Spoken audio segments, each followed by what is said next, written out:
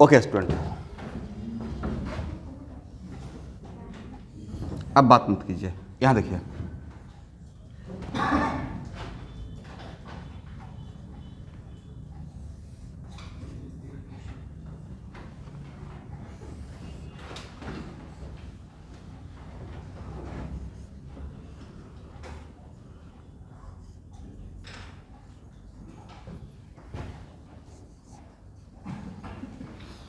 देखिए, जहाँ से हम लोग चीज़ों को ऑब्जर्व करते हैं वही मेरा फ्रेम ऑफ रेफरेंस होता है। तो सपोज कीजिए कि मेरे पास दो पार्टिकल है, पार्टिकल फर्स्ट एंड सेकेंड, और R1 बोलते हैं। तो R1 का मतलब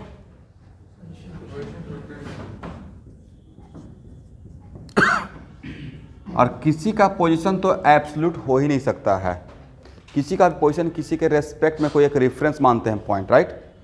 तो position vector of one with respect to, तो अगर यहाँ पे कुछ नहीं लिखा रहेगा इसका मतलब है विथ रेस्पेक्ट टू ओरिजिन बोले या एस बोले, एक ही बात है, right. With respect to O, मतलब अगर ए पॉइंट ओ है तो वैसे ही R2 क्या बोलिएगा, टू ओरिजिन, राइट।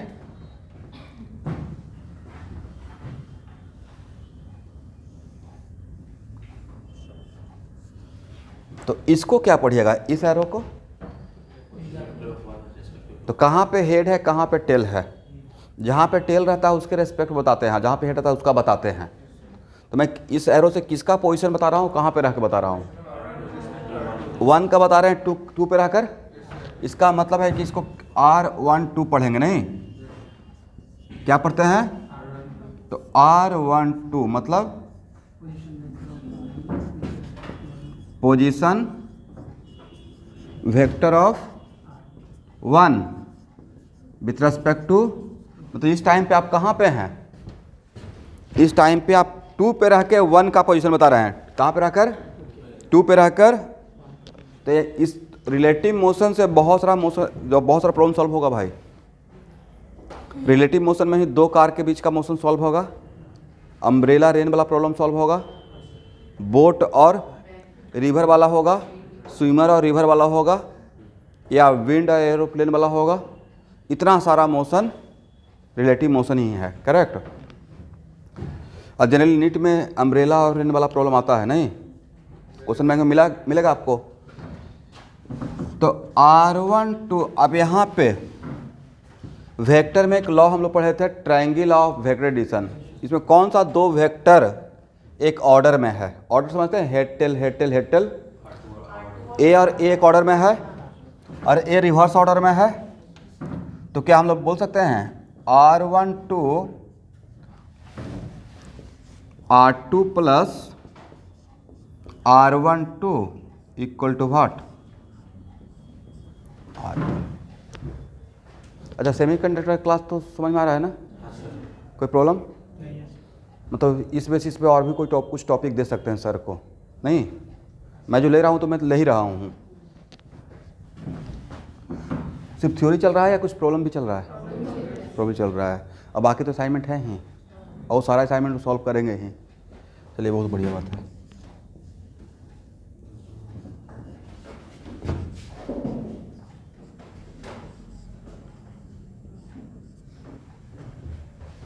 ऐसे लिख सकते हैं। अब टाइम के रेस्पेक्ट में डिफ्रेंशिएट कीजिए।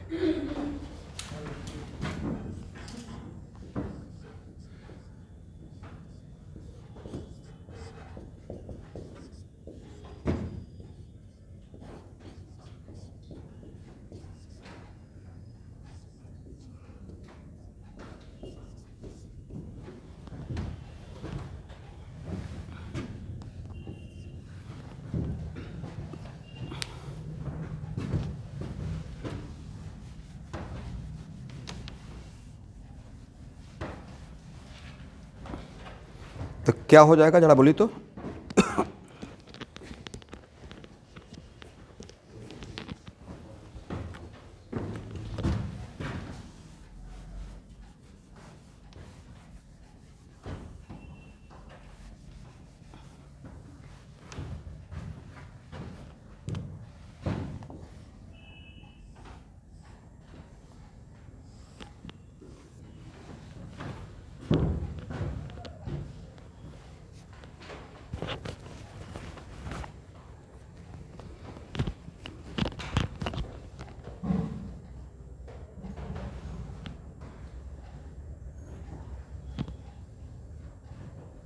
इसको क्या पढ़िएगा?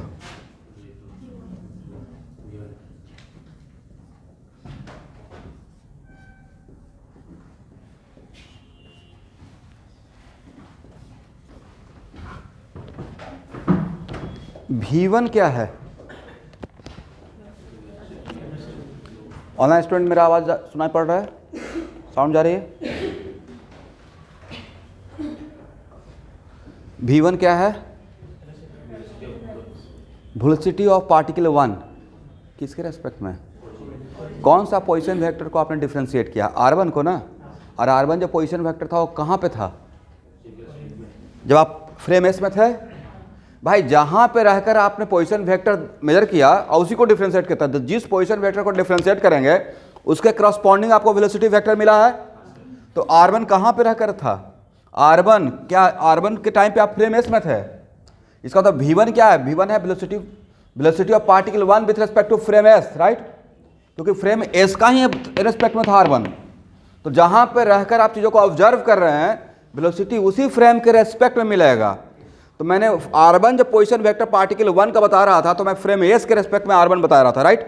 तो उसको डिफरेंशिएट करेंगे तो मुझे जो वेलोसिटी वेक्टर मिलेगा after differentiation of position vector 1 वो एक्चुअली फ्रेम एस का के रेस्पेक्ट में वेलोसिटी वेक्टर है। डिफरेंट फ्रेम में, सारे फ्रेम में वेलोसिटी सेम मिलेगा किसी चीज़ का या अलग अलग हो जाएगा? आप दो फ्रेंड सेम कार में बैठे हुए हैं, एक दूसरे के रेस्पेक्ट में रेस्ट में हैं, पर थर्ड फ्रेम ग्राउंड पे है तो दोनों आप उसके रेस्पेक्ट में मोशन में है, राइट? तो और velocity depends on what? Frame to frame. इसका मतलब है कि जिस पोजीशन वेक्टर को डिफरेंशिएट करेंगे उसके करस्पॉन्डिंग आपको जो वेलोसिटी वेक्टर मिलेगा। तो कोई पूछेगा किसके रेस्पेक्ट में है, तो आप ये सोचिएगा कि वो पोजीशन वेक्टर कहाँ पर रखकर मैंने मेजर किया था, राइट? अब यहाँ देखिए, तो ये क्या है? ये वेलोसिटी वेक्टर ऑफ 1। तो यहाँ पे अगर सफिक्स नहीं लगाए हुए हैं बट इनडायरेक्टली आपको माइंड में चल रहा है ना कि फ्रेम एस के रेस्पेक्ट में वेलोसिटी है, हाँ ना? बोलिए। V2 के लिए करेक्ट। और ए क्या है? क्या पढ़िएगा? इस इक्वेशन को समझिएगा तो समझिए कि आपका लाइफ बन गया। वेलोसिटी ऑफ 1, बोलिए, विथ रेस्पेक्ट टू, सिर्फ बोलने के लिए इसको पढ़ रहे हैं या समझ भी रहे हैं? इसका मतलब जब 1 का वेलोसिटी देख रहे हैं इसका मतलब है कि आप वेलोसिटी 1 का बता रहे हैं बट 2 पे रहकर बता रहे हैं, राइट? और इसका मतलब ऑब्जर्वर कहाँ पे है? 2 पे है। तो ऑब्जर्वर जहाँ रहता है वो खुद के फ्रेम के रेस्पेक्ट में रेस्ट में रहता है, करेक्ट? इसका मतलब ये हुआ कि V1 2 velocity of 1 with respect to 2। इसका मतलब उस टाइम पे हम लोग 2 पे हैं, यहाँ पे हैं। तो रिलेटिव वेलोसिटी दो पार्टिकल V1 2 क्या है? Relative velocity of 1 with respect to 2। तो रिलेटिव वेलोसिटी में always 2 particle motion becomes 1 particle, single particle motion. Relative velocity में क्या होता है? 2 पार्टिकल मोशन क्या बन जाता है? जब V1 बोल रहे हैं तो सिर्फ पार्टिकल 1, V2 बोल रहे हैं तो पार्टिकल 2, बट V1 2 मतलब दोनों का एक साथ बात कर रहे हैं। तो जब जैसे ही velocity of 1 with respect to 2 अगर बोला जाएगा तो उस टाइम पे जिसके रेस्पेक्ट में बोला जाएगा उसको अपने दिमाग में रखिए कि वो उसको पकड़ के रेस्ट में कर दिए। किसको पकड़ के रेस्ट में कर दिया? इसका मतलब है कि velocity of 1 with respect to 2, तो किसको कौन रेस्ट में है? 2 रेस्ट में है। अब मूव कौन कर रहा है? 1। ऐसे सोचना है। तो नहीं तो V1 2 का मतलब 2 particle motion become single particle motion. V1 2 का मतलब कौन मोशन में है? 1। किसके रेस्पेक्ट में? और 2 क्या है? ऐसे सोचना है। एक्चुअल में रेस्ट में है, एग्जैक्टली रेस्ट में है या नहीं है इससे आपको मतलब नहीं है, लेकिन इसका मतलब दिमाग में क्या सोचना है? 2 particle motion becomes single particle motion. और वो सिंगल पार्टिकल मोशन किसका? वो 1 का। Is it right? एस के जगह बिल्कुल ओ लिख सकते हैं, लेकिन आप चलिए लिख देते हैं कि पूरा एक घर का नाम ही एस है और उसमें वो क्या है? एक फिक्स पॉइंट है।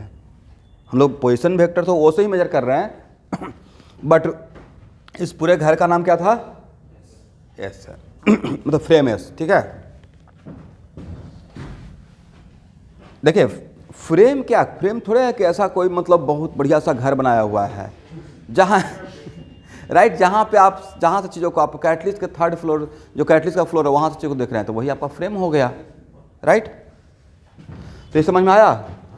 Relative velocity between the two particle is what? Two particle motion, मतलब उसमें बट वो क्या बन जाता है? और किसको रेस्ट में सोचते हैं, हर किसको मोशन में सोचते हैं? तो v1 2 मतलब 1 मोशन में है और 2 रेस्ट में है। ये बात दिमाग में रहेगा? चलिए, और एक मिनट, आप काइनेमेटिक्स का 3 इक्वेशन आपके हाथ में है, कौन कौन सा?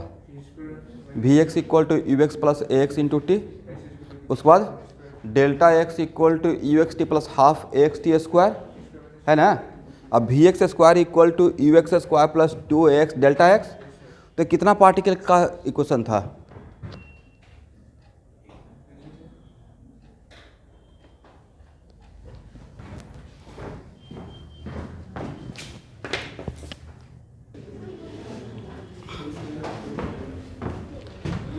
अब आप लोग ऐसा बहाना मत कीजिएगा।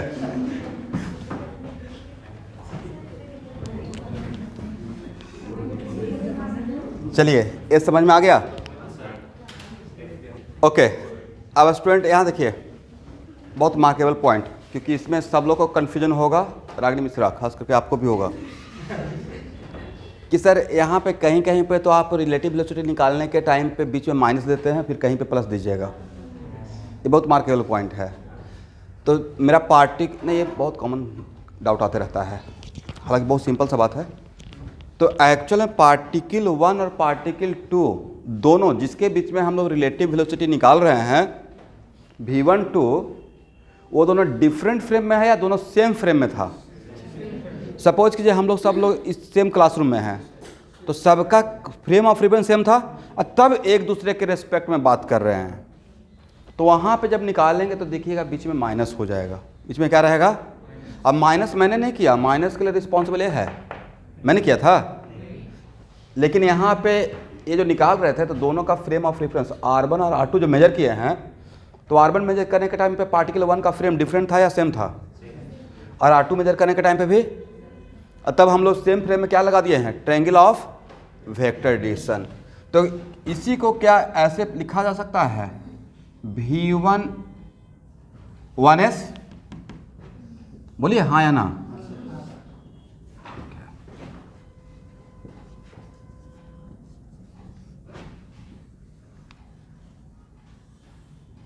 यहाँ तक आइए, सही है ना? करेक्ट है? चलिए, तो v1 2 का मतलब कौन रुका हुआ है और कौन चल रहा है? 1 मूव कर रहा है और 2, और 1 किसके रेस्पेक्ट में देख रहे हैं? 2 के रेस्पेक्ट में। अब v1 2 का वैल्यू, अब v1 s का वैल्यू सेम रहेगा या अलग रहेगा? अलग अलग रहेगा। फ्रेम ऑफ रेफरेंस डिफरेंट, तो वेलोसिटी वेक्टर भी क्या रहेगा? डिफरेंट रहेगा।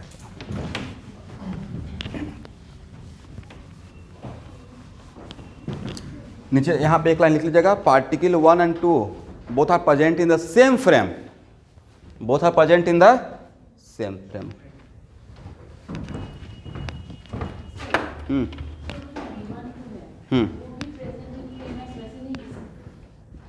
नहीं लिख सकता। v1 2 को फिल कीजिए। v1 2 का मतलब है आप कहाँ पे? एस में बैठे हुए हैं, 2 में बैठे हुए हैं, और किसको देख रहे हैं?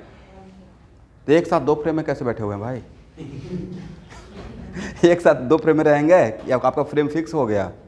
सपोज कीजिए अभी ग्राउंड में आप हैं, ग्राउंड के बाद आप कार में बैठे हुए हैं, तो आप सोचिए ग्राउंड और कार और ग्राउंड दोनों को एक साथ सोच लें, एक खिचड़ी हो जाएगा पूरा। इसलिए यहाँ पे 2 पे हैं, 1 मिनट, 2 पे हैं तो सिर्फ 2 के रेस्पेक्ट में, मतलब आप सोचिए कि 2 के रेस्पेक्ट में चीज़ आपको ऑब्जर्व होगा लॉजिकली, ठीक है? चलिए स्टूडेंट, यहाँ देखिए,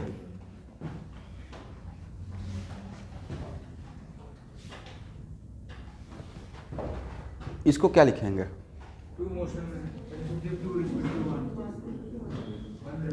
तो सर ए लिखिए। अब कौन रेस्ट में है, कौन मोशन में है?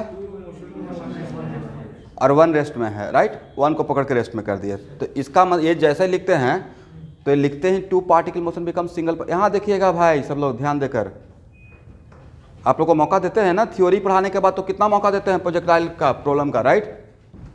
तो जब क्लास में बैठेगा तो सिर्फ मेरा बात सुनिए, लगता है कहानी चल रहा है और उस कहानी से ही प्रॉब्लम आपको बनेगा। तो V21 का मतलब 2 particle motion becomes what, single particle motion. और कौन रेस्ट में है और कौन चल रहा है, 2 मोशन में है और 1 रेस्ट में है।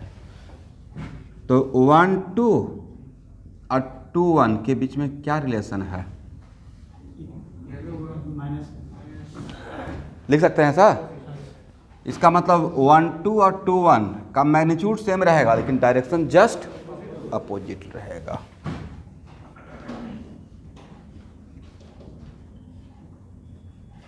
सही है ना।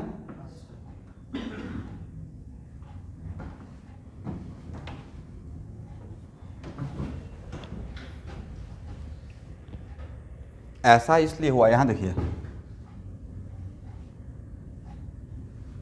ये क्या था 2 1 ना, यहां देखिए भाई ये क्या है 1 2, इस एरो क्या बोलिएगा 2 1, इसको डिफ्रेंशिएट किए तो 1 2 मिला V12, इसको डिफ्रेंशिएट क्या मिलेगा, तो जस्ट दोनों का मैग्नीट्यूड तो सेम है, डायरेक्शन जस्ट, इसलिए यहाँ पे उतना नहीं तो ऐसे भी देख लीजिए, करेक्ट। चलिए next V12 equal to V1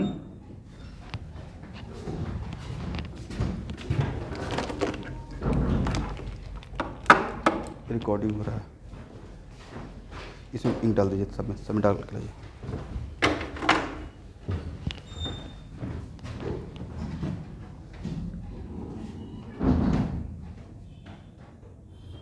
क्या इसको ऐसे लिख सकते हैं, करेक्ट है ना भाई। आपने इसके बदले बोला कि सर आप ऐसे लिख सकते हैं, राइट। तो V1S के बदले क्या हम लोग VS1 लिख सकते हैं, बोलते ही नहीं हैं। इसके बदले ऐसा, तो ये भी तो दो चीज़ों के बीच का बात था ना, velocity of one with respect to ground, correct. Train में कभी सफ़र किए हैं, बिल्कुल किया होगा सब लोग, ट्रेन में तो सिटी बस में तो पक्का किए हैं, राइट।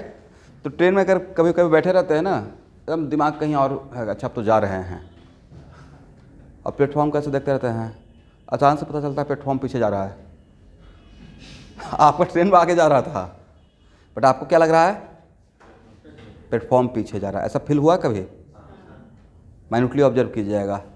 तो एक्चुअली हुआ क्या कि आप जिस फ्रेम में बैठे हैं उसके रिस्पेक्ट में खुद तो रेस्ट में थे और आपका फ्रेम बढ़ गया, बट आपको खुद का फ्रेम का मोशन तो समझ में आया नहीं, तो जस्ट उल्टा, राइट। इसका मतलब velocity of one with respect to S, तो ऐसा भी तो हो सकता है कि 1 पे रहकर हम लोग velocity of 1 with respect to ground, तो समटाइम्स ऐसा होता है भाई कि साइकिल चला रहे हैं ना, तो साइकिल को ना देख के ग्राउंड को देखते रहे तो लगेगा कि ग्राउंड पीछे जा रहा है, राइट। ये तो डे टू डे लाइफ का है। इसका मतलब है कि इसको क्या पढ़ेंगे, velocity of S with respect to 1, इसका मतलब एस का ही वेलोसिटी, एस को ग्राउंड मान लीजिए, 1 पे रहकर एस को देख रहे हैं, राइट। तो वो भी निकाल सकते हैं। दोनों में क्या रिलेशन है, मैग्नीट्यूड में सेम, डायरेक्शन जस्ट अपोजिट। तो भाई इसको ऐसे लिखा जा सकता है,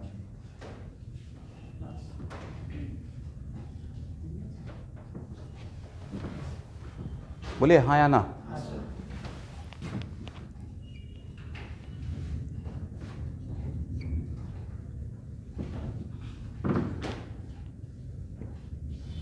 अब यहाँ पे प्रॉब्लम ये होता है कि आप इसमें फंसे रहते हैं कि सर ए और ए डिफरेंट है, डिफरेंट था या सेम था, ए यहाँ से ही तो यहाँ आए, करेक्ट। यहाँ तक समझ में आ गया। अब इसमें जब ए जिसमें प्लस रहता है उसमें एक चीज़ माइन्यूटली, यहाँ देखिएगा सब लोग भाई, जिसमें प्लस रहता है उसमें माइन्यूटली ऑब्जर्व कीजिएगा कि मेरा 2 के बीच में बात कर रहे हैं, किसके बीच में बात कर रहे हैं, 1 और 2 के बीच का बात कर रहे हैं, बीच में एक थर्ड एस आ गया, क्या आ गया, तो 1 और 2 अब बीच में अगर प्लस रहेगा तो यहाँ देखिएगा, यहाँ पे फर्स्ट में 1 है तो यहाँ से 1 से स्टार्ट होगा, और लास्ट में 2 है तो लास्ट में क्या रहेगा, बीच में कितना भी फ्रेम को डाल सकते हैं, जैसे यहाँ पे velocity of one with respect to S and velocity of S with respect to two. तब अगर ऐसा लिखना चाहते हैं, वन फर्स्ट में और टू लास्ट में, तो बीच में आपका यहाँ पे अभी एक थर्ड आ गया था, यस राइट, वन और टू के बीच में कौन आ गया, एक थर्ड। तो इसी को जनरलाइज करने के बाद तो इस दोनों का मतलब समझ में आया। दोनों अगर कोई स्टूडेंट ऐसे लिख दे और मैं ऐसे लिख दूँ तो अलग आंसर आएगा या सेम आंसर आएगा? एक ही बात है ना।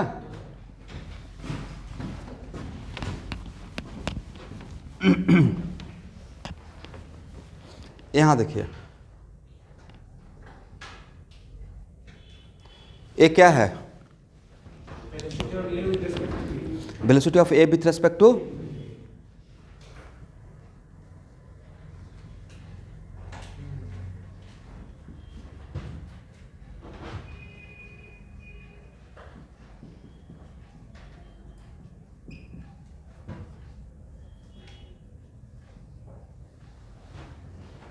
ए और बी के बीच में मैंने कितना फ्रेम को यहाँ इन्वॉल्व कर दिया, सी डी ई और एफ, बस बीच में प्लस साइन देते रहिएगा। अब फर्स्ट में ए और लास्ट में बी, करेक्ट। और ये सही भी है, V A minus V C plus V C minus V D, लिख सकते थे ना ऐसे, V D minus V A plus V minus V F plus V F minus V B. Last में बचता क्या है, V A minus V B, correct. इसका मतलब है कि रिलेटिव वेलोसिटी लिखने का एक फॉर्मेट तो ये है, करेक्ट, और दूसरा एक प्लस वाला भी फॉर्मेट है, राइट। तो कभी कभी देखिएगा मैं इसका यूज़ कर लूँगा, तो उसमें देखिएगा कि यहाँ पे वन फर्स्ट में है तो टू भी यहाँ पे फर्स्ट में रहेगा, बीच में माइनस रहेगा, राइट। इन समटाइम बीच में प्लस दे रहे हैं तो उस टाइम पे फॉर्मेट में देखिएगा यहाँ पे ए फर्स्ट में है तो ए फर्स्ट में रहेगा, अब बी अगर प्लस है तो बी लास्ट में क्या रहेगा, लास्ट में आ जाएगा। बट इसका डिफरेंस नहीं है, एक ही रिलेटिव वेलोसिटी को लिखने का दो अलग अलग तरीका। तो अब समझ में आ जाएगा कि प्लस और माइनस के बीच में बहुत ज़्यादा डिफरेंस नहीं है, लिखने का तरीका अलग हो गया है, करेक्ट है ना। बट अगर इन जनरल फिर भी I will suggest you, in general अगर किसी दो पार्टिकल के बीच में अगर आप बात कर रहे हैं उसके बीच में रिलेटिव वेलोसिटी, और दोनों पार्टिकल अगर सेम फ्रेम में है, दो कार के बीच में बात कर रहे हैं, दोनों ग्राउंड पे है, दोनों सेम रोड पे है, क्या है, सेम रोड पे, तो उस टाइम पे जनरली हम लोग इससे काम चला लेते हैं, v1 माइनस v2, करेक्ट। तो नेक्स्ट क्वेश्चन सर कहाँ पे कैसे सोचेंगे, तो कुछ एग्जांपल ले लेते हैं, आपको समझ में आ जाएगा, करेक्ट है ना। इसको हटाया जाए,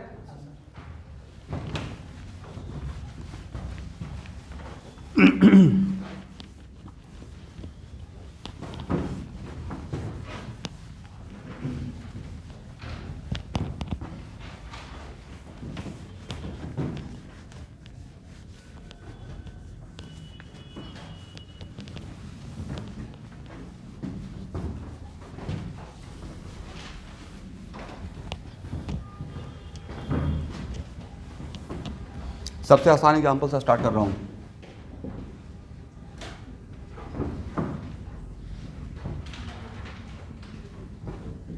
बात मत कीजिएगा,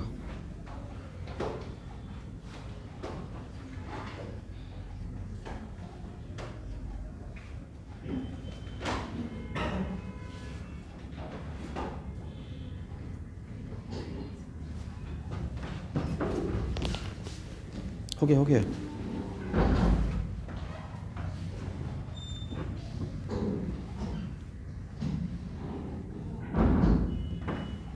अरे ए के बाद कुछ नहीं लिखते हैं, इसका मतलब ग्राउंड के रेस्पेक्ट में है।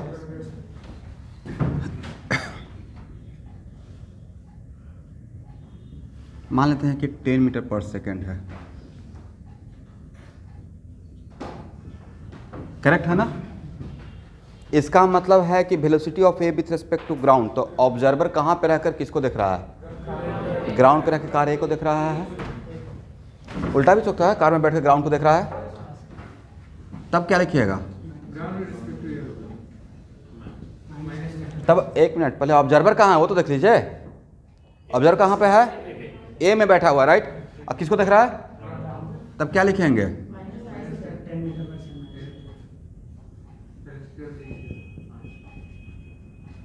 तो उसको ग्राउंड किधर जाते हुए नजर आएगा? अब ऑब्जर्वर, इसका मतलब है कि ऑब्जर्वर कार में है ए में, तो क्या ऑब्जर्वर को ए का मोशन नजर आएगा?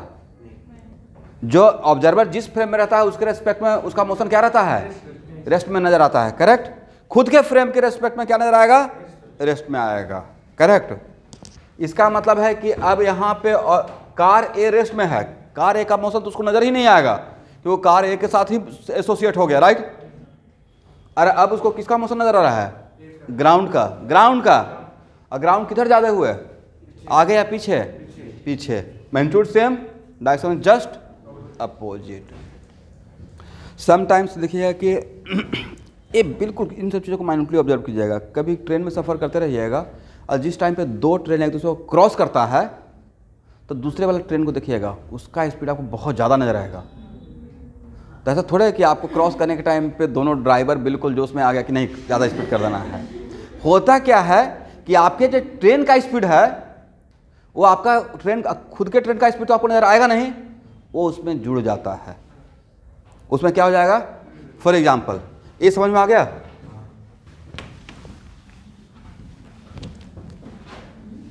यहाँ देखिए भाई, बात मत कीजिएगा आज के क्लास में।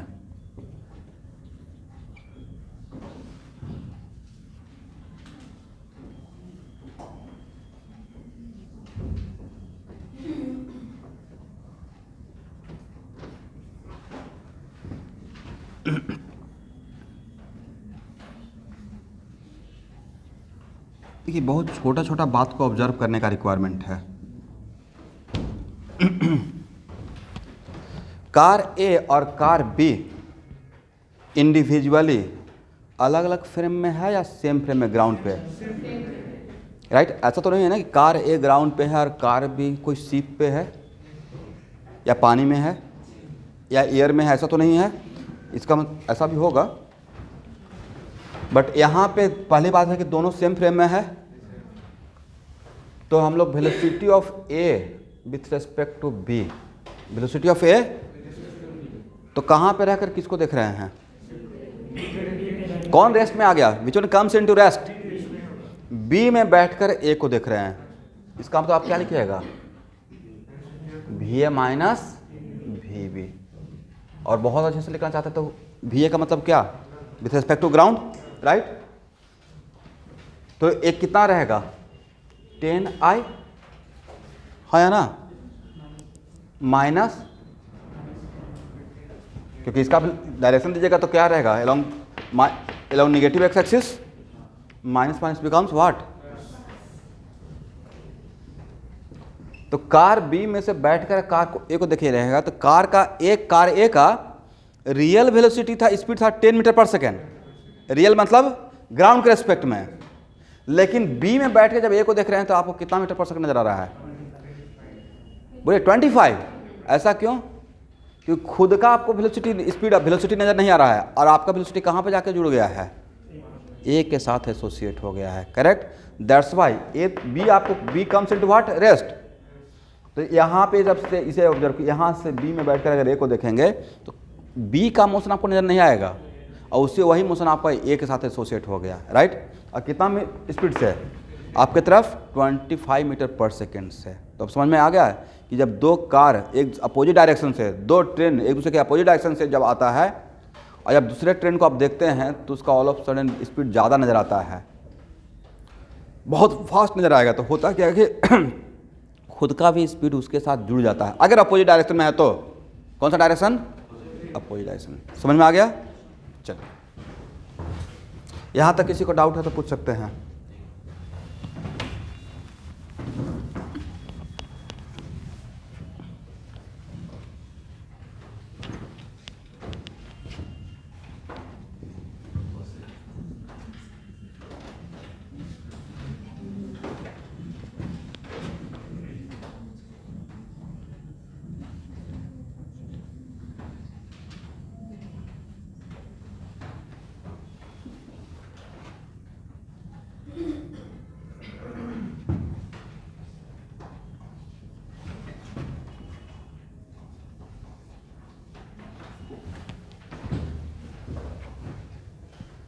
देखते हैं कभी कभी हम लोग आगे के गाड़ी में रहते हैं, आप पीछे गाड़ी को देखते रहते हैं, वही है ना। बी में बैठ के किसको देख रहे हैं? ए को देख रहे हैं।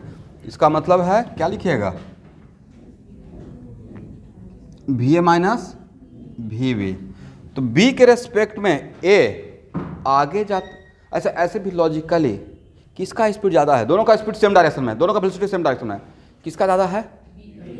आपको तो बी थोड़ा आगे निकलते रहेगा, राइट। ये तो ग्राउंड का क्या ऑब्जर्वेशन है, ग्राउंड पे रहकर अगर दोनों को आप देख रहे हैं तो, राइट। लेकिन जो बी में बैठकर ए को देखेगा, अरे ग्राउंड से देखेंगे तो ए और B both are moving in rightward direction, right. ये दूसरी बात है कि थोड़ा ज़्यादा राइटवर्ड जा रहा है, ए थोड़ा कम जा रहा है, बट जब ग्राउंड से देखेंगे तो both are moving along positive x axis. But B से बैठकर अगर ए को देखेंगे तब क्या नजर आएगा? ए आगे जाते हुए नजर आएगा टुवर्ड्स राइट या टुवर्ड्स लेफ्ट? तो ये लिखिएगा 10i minus 15i, is it right? इसका मतलब बी में बैठकर अगर ए को देखेंगे तो कार ए पीछे जाते हुए नजर आएगा, आगे जाते हुए या पीछे, टुवर्ड्स राइट या towards left? Towards left, correct है ना? कितना मीटर, कितना स्पीड से? स्पीड मतलब मैग्नीट्यूड 5 मीटर पर सेकंड से, करेक्ट है ना? और velocity of B with respect to A में बैठकर अगर बी को देखिएगा तब क्या नजर आएगा? बट क्या 15 मीटर पर सेकंड से या 5 मीटर पर सेकंड से? 5 मीटर पर सेकंड से, करेक्ट है ना? लिख लीजिए।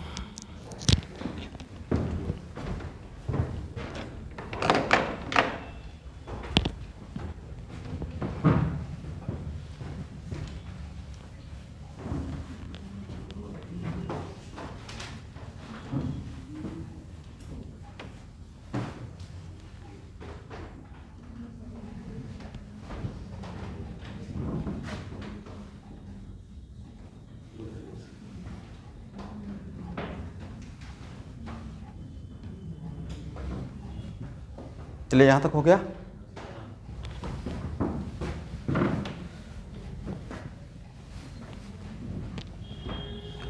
अब यहाँ देखिए स्टूडेंट,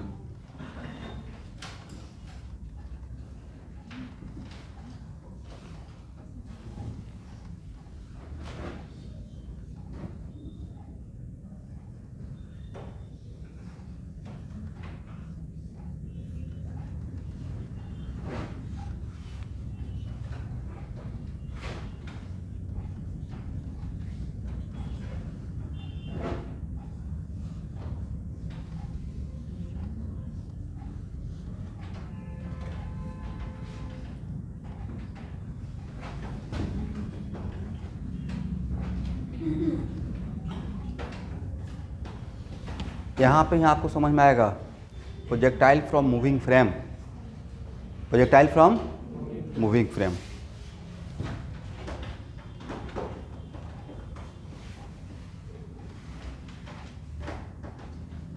और एक क्वेश्चन में दिया रहेगा, क्वेश्चन के लैंग्वेज से पता चल जाएगा।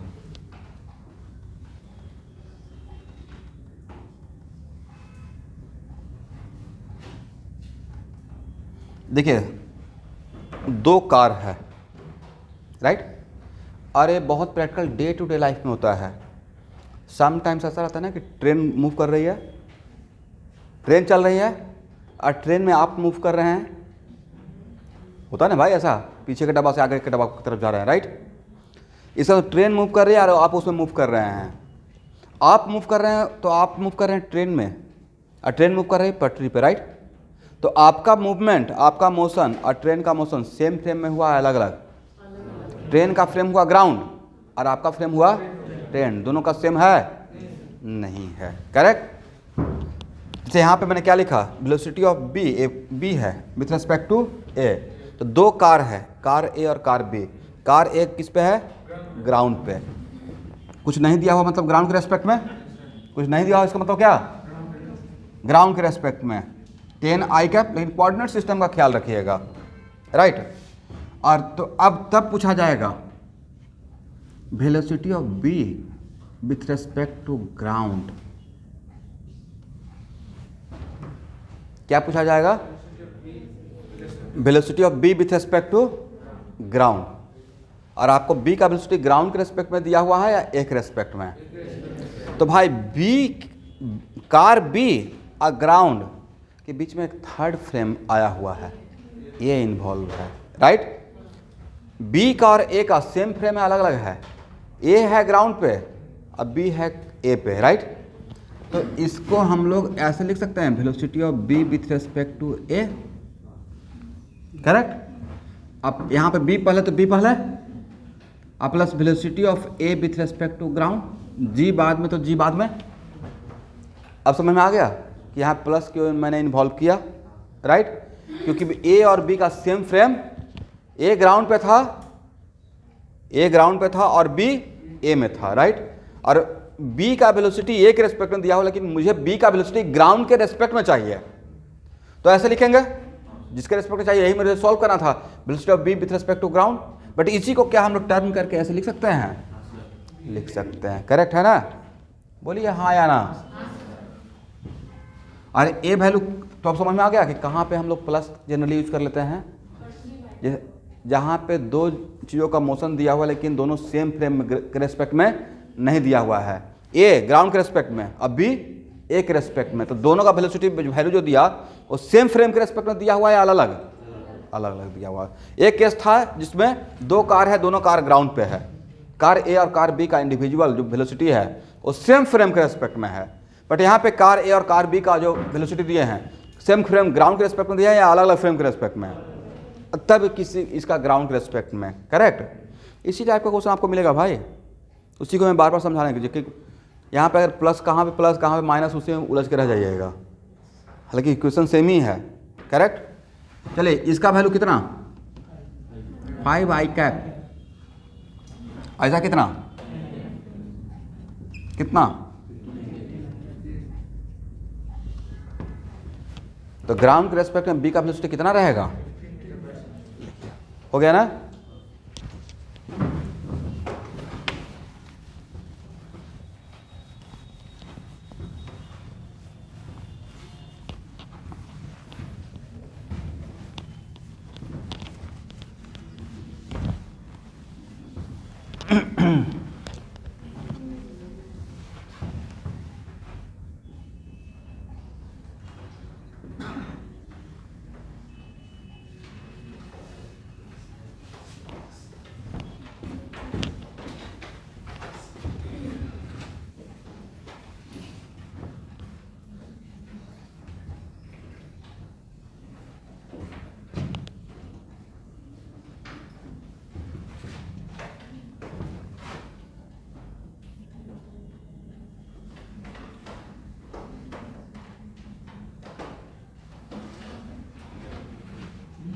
बात मत कीजिएगा।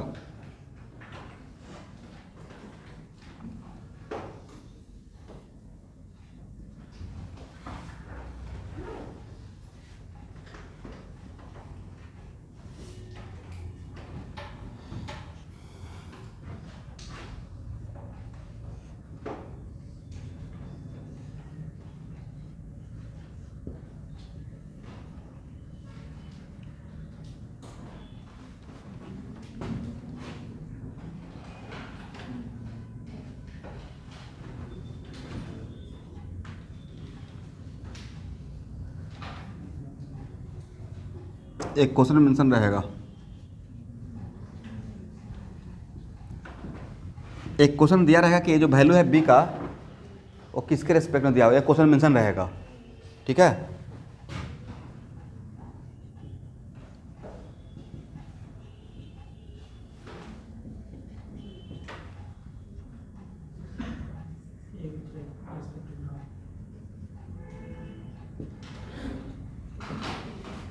करेक्ट है ना। ए ग्राउंड पे है, बी ए में है और सी बी में है, राइट। अब तब पूछा गया velocity of C with respect to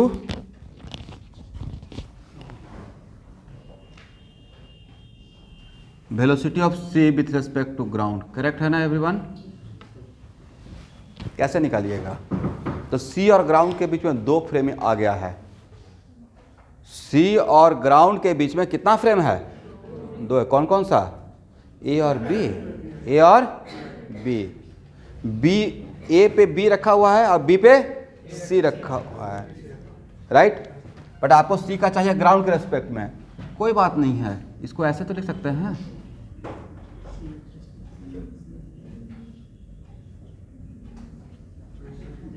हाँ या ना। यहाँ पे सी पहले तो सी पहले, जी बाद में, तो यहाँ पे बट और बिल्कुल प्रॉपर साइन के साथ पुट कर दीजिए। ए वैल्यू कितना लिखेंगे? 5 आई कैप। ए वैल्यू क्या लिखिएगा? 10 माइनस आई कैप। और ए वैल्यू क्या लिखिएगा? 20 आई कैप। कितना हो जाएगा भाई?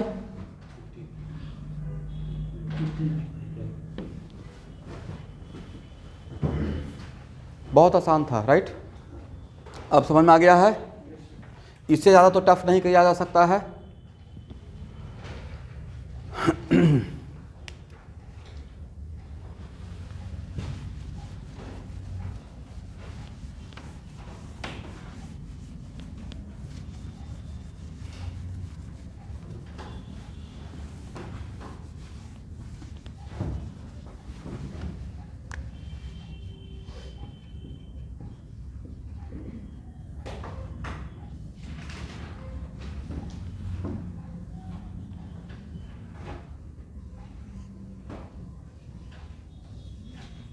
यहाँ देखिएगा,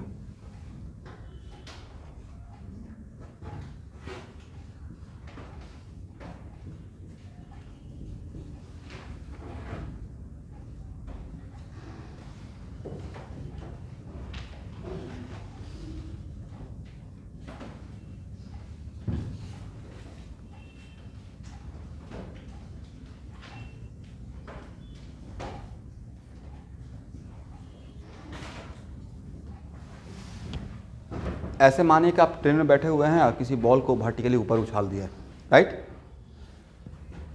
तो आप ए के रेस्पेक्ट में बॉल का वेलोसिटी स्पीड कितना? 5 मीटर पर सेकेंड। और angle of projection 90 degree. Angle of projection generally हम लोग हॉरिजॉन्टल लाइन से अगर बात करते हैं तो कितना डिग्री?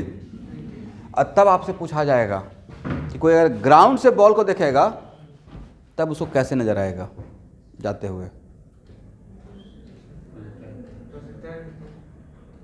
भाई तो ये मेरे हाथ में थोड़े आपके हाथ में है ना, आप निकालिएगा इसका वेलोसिटी ग्राउंड के रेस्पेक्ट में। बोलिए, velocity of ball with respect to ground. नहीं था कि बॉल और ग्राउंड के बीच में ए फ्रेम है, राइट।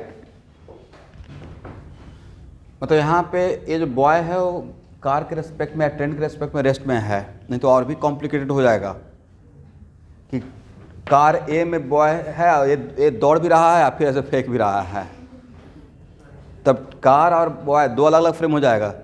बट अभी मैं क्या सोच रहा हूँ, इतना ही सोचिए ना आप, मेडिकल वाले बच्चे, इतना सही काम चल जाएगा। इसी को नाम दे दिया जाएगा आगे चलकर। इस पर 3 प्रॉब्लम है HC बरामा में और 2 प्रॉब्लम IIT में आ चुका है एडवांस में। बट नहीं, मेडिकल में क्या आएगा मैं बता रहा हूँ। मेडिकल में सबसे ईजिएस्ट आएगा, क्या आएगा कि magnitude of speed of projection with respect to ground और angle of projection with respect to ground.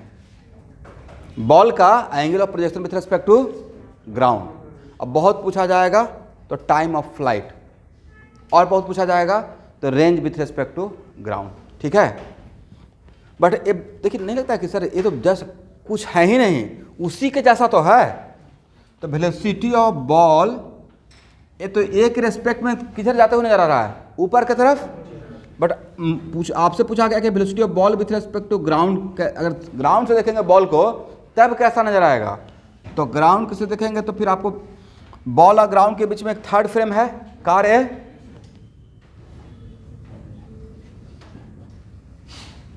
क्या है सही से मैंने लिखा? इसके बदले क्या लिखिएगा भाई? वेरी गुड, 5 जे कैप। ऑनलाइन के बच्चे सुनाई पड़ रहा है? साउंड जा रही है?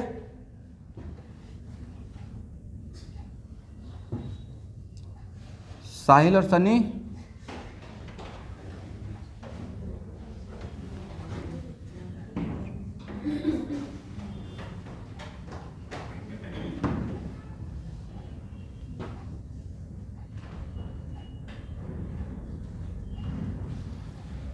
अब बोलिए कैसा नजर आएगा?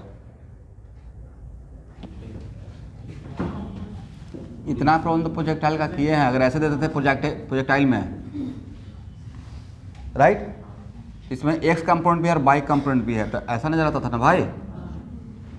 और एक बार प्रोजेक्ट कर दिए तो फिर आपके हाथ में नहीं है, तो हो गया मोशन अंडर ग्रेविटी। इसका मतलब है कि जो मोशन बॉल का ए के रेस्पेक्ट में सिर्फ वर्टिकल मोशन है, one dimensional motion, but ground के रेस्पेक्ट में वन डायमेंशनल रहा या टू डायमेंशनल, तो नहीं लगता it is just like projectile on horizontal plane. तो ग्राउंड के रेस्पेक्ट में इसका, ग्राउंड से जब देखिएगा, ग्राउंड मतलब एस, राइट, ऐसा नजर आएगा, करेक्ट। और ऐसे जाता रहेगा, तो ग्राउंड के रेस्पेक्ट में प्रोजेक्टाइल मोशन नजर आ जाएगा।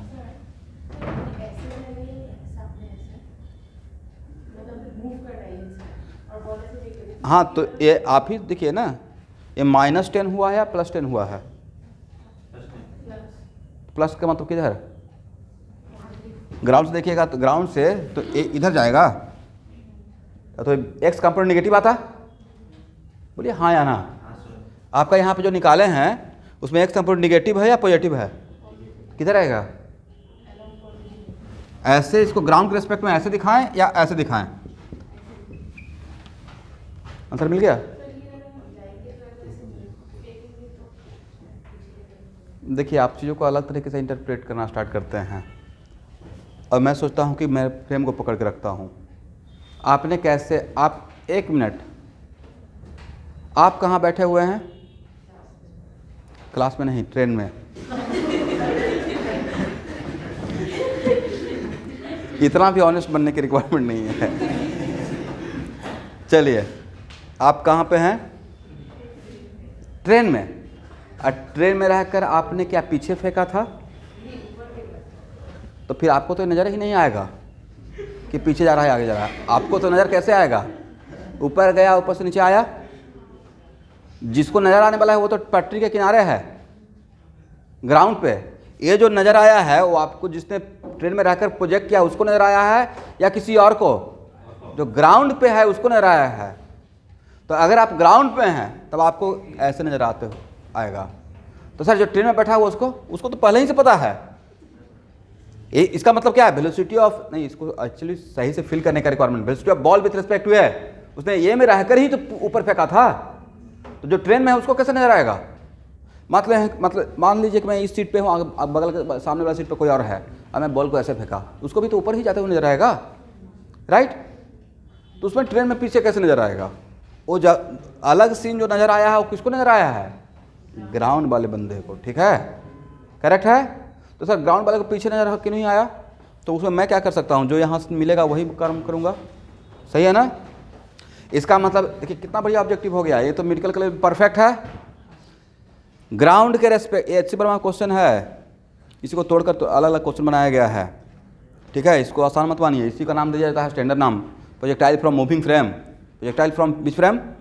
है कुछ नहीं, बस रिलेटिव वेलोसिटी है, करेक्ट है ना। Projectile from tower, projectile on horizontal plane, projectile on incline plane, projectile from moving frame, right. बस देखने का नज़रिया चेंज होता है, ठीक है। तो एक्चुअल में अब इसमें क्वेश्चन पूछा जाएगा कि magnitude of velocity with respect to ground पहला, फिर ग्राउंड के रेस्पेक्ट में मोशन वन डायमेंशनल या टू डायमेंशनल। तो टू डायमेंशनल क्योंकि ट्रेन का वेलोसिटी भी उसमें ऐड हो गया है, इसका एक्स कंपोनेंट भी है। और अब फिर पूछा जाएगा angle of projection with respect to ground as well as angle of projection with respect to train. तो angle of projection with respect to train तो पहले से पता 90 डिग्री, तो मैं ही दिया इसको एग्जाम्पल के लिए। हर केस में नहीं ऐसा होगा, बट इस एग्जाम्पल के लिए एंगल ऑफ प्रोजेक्शन कितना है? 90 degree. But angle of projection with respect to ground क्या रहेगा? तो एंगल ऑफ प्रोजेक्शन विथ, ये इनिशियल वेलोसिटी है ना ग्राउंड के रेस्पेक्ट में, राइट। और ग्राउंड के रेस्पेक्ट में ट्रेजेक्टरी कैसा नजर आएगा, ऐसा नजर आएगा, करेक्ट है। तो एंगल ऑफ प्रोजेक्शन मतलब ए एंगल, तो सर इस एंगल के लिए बहुत आसान है, tan थीटा के लिए आप v/vx कर दीजिए। क्या कर दीजिए, मतलब velocity of ball with respect to ground का y component and velocity of ball with respect to ground का x कंपोनेंट। एग्री? कितना हो जाएगा भाई, 5/10 मतलब 1/2, then theta equal to what, tan inverse half. तो बोलिए इस बॉल का एंगल ऑफ प्रोजेक्शन ट्रेन के रेस्पेक्ट में और ग्राउंड के रेस्पेक्ट में सेम रहा या अलग अलग हो गया है, अलग अलग हो गया है। यहाँ तक समझ में आया? तो ऐसा क्वेश्चन रहेगा तो बन जाएगा, ठीक है।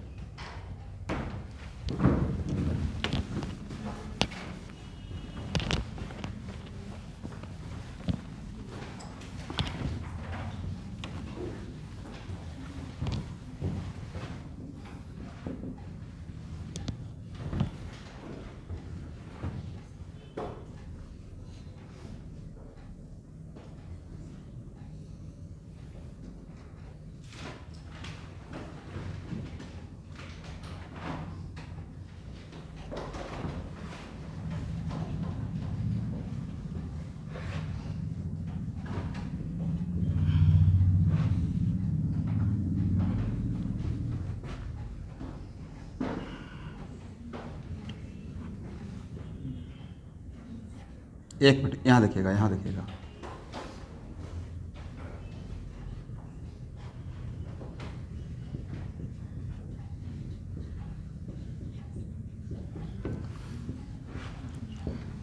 ये और बड़ी अभी बढ़िया हो जाएगा।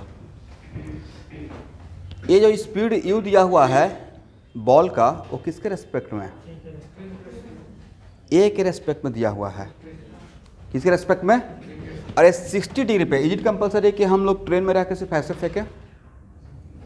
ऐसे भी तो फेंक सकते हैं एंगल बनाकर, ट्रेन में रहकर ही दूसरे को दे रहे हैं ऐसे एंगल बना के। तो ये एंगल ऑफ प्रोजेक्शन किसके रेस्पेक्ट में है, ट्रेन के रेस्पेक्ट में। क्या यही एंगल ऑफ प्रोजेक्शन ग्राउंड के रेस्पेक्ट में नजर आएगा? सर यही एंगल ऑफ प्रोजेक्शन ग्राउंड के रेस्पेक्ट में नजर आ सकता था अगर ट्रेन रुका हुआ रहता, है या ना। बट ग्राउंड के रेस्पेक्ट में क्या होगा तो उसके लिए निकालना पड़ेगा। तो चलिए आप एक काम कर सकते हैं, initial velocity of ball with respect to ground equal to initial velocity of ball with respect to A plus initial velocity of A with respect to ground. Is it right? बोलिए हाँ। और इसके लिए इसका कंपोनेंट के form में काम करेंगे, तो इसका initial velocity of ball with का एक्स कंपोनेंट आई तोड़ सकते हैं ना, कार्टेशियन सिस्टम है। बाई कंपोनेंट जे अब प्लस इसके लिए क्या है, इसका बाई कंपोनेंट है 10i लिख दे, हो गया।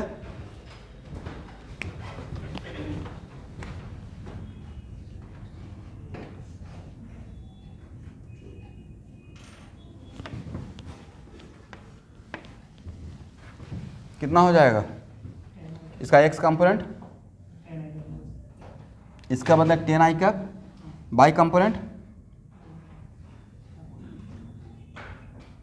सही है। और इसके लिए क्या,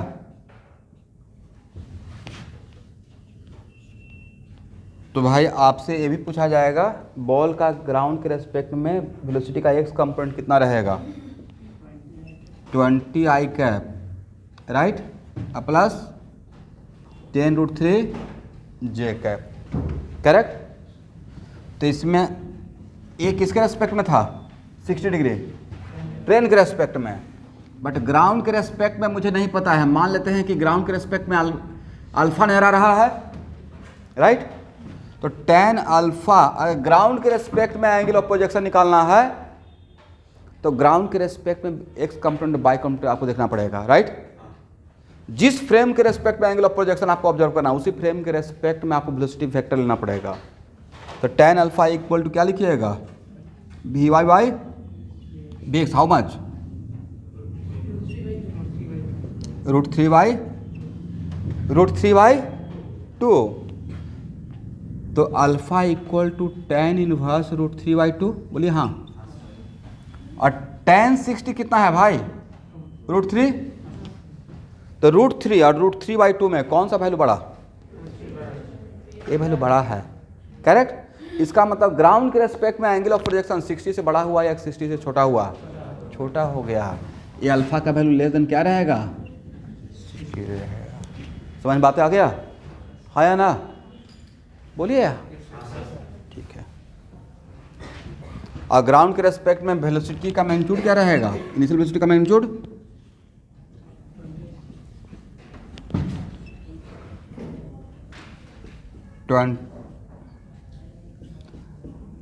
ये रहेगा। हम लोग करते क्या है ना, हम लोग सोचते हैं कि अच्छा रिवर का प्रॉब्लम अलग है, अम्ब्रेला और रेन का प्रॉब्लम अलग है, ये प्रॉब्लम अलग है। सबका मेन थीम क्या है? रिलेटिव वेलोसिटी है।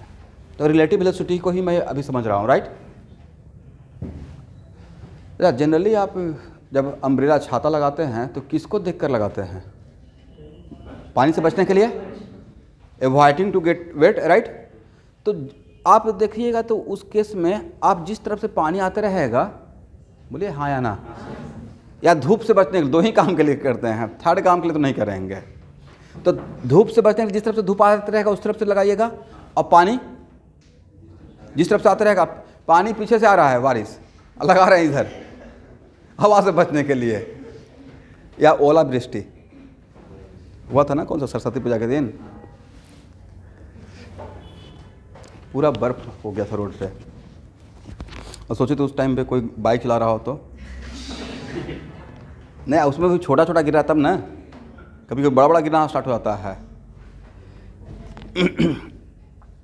लेकिन चलिए, नहीं, ठंडा गर्मी सब कुछ होना चाहिए। पहले अभी तो यहाँ पे बहुत सारा ऋतु हो गया ना, पहले 3 ही ऋतु था, शरद ऋतु, ऋतु मतलब मौसम, जाड़ा गर्मी और बरसात, ही 3 था पहले, 3 महीने चल रहता था। 1 महीना पिक पॉइंट पे बारिश रहता था, सावन।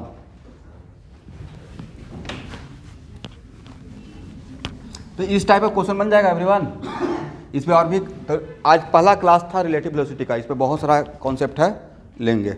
अगला 4 क्लासेस इसी पे चलेगा, रिलेटिव वेलोसिटी। ठीक है, आज के लिए इतना है।